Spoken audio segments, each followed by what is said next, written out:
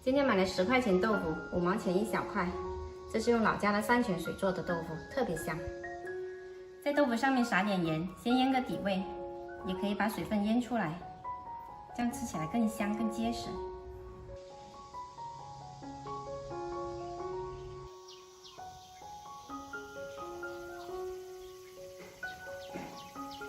我们的豆腐已经腌出来很多水了，把它拿出来擦干水分。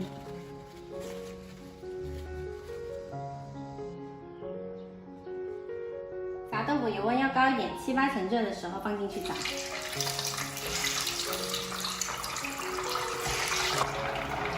开一下抽油烟机。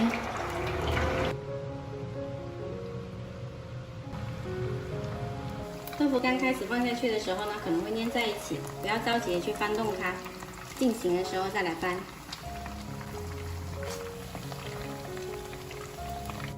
炸到2面金黄了就捞出来，放到砂锅里。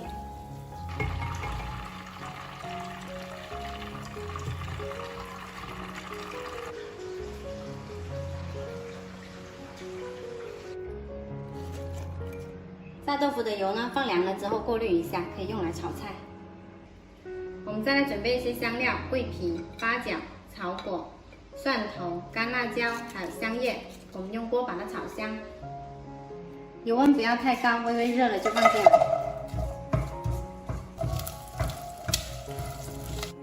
炒香了倒到豆腐里面。这一碗是我上次卤肉剩下的老卤，放到冰箱冷冻的，昨天才拿出来解冻。也倒进来，如果没有老卤的话呢，加一块五花肉进去，再加一些清水，1勺老抽上色，补充一点生抽，如果没有老卤的话呢，生抽要半碗，1勺胡椒粉，1勺鱼露，再来几颗冰糖，没有老卤呢，还要加多2勺盐。开大火煮开，转小火卤30分钟，然后关火焖2个小时。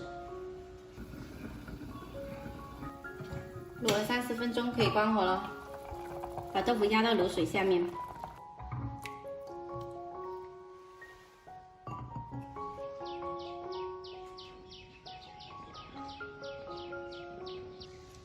这样做出来豆腐呢，五香味浓郁，一口咬下去呢，满满的汤汁，超级香。一次可以多做一些，放到冰箱冷藏，要吃的时候呢再加热一下就可以了。喜欢的朋友可以试一下哦。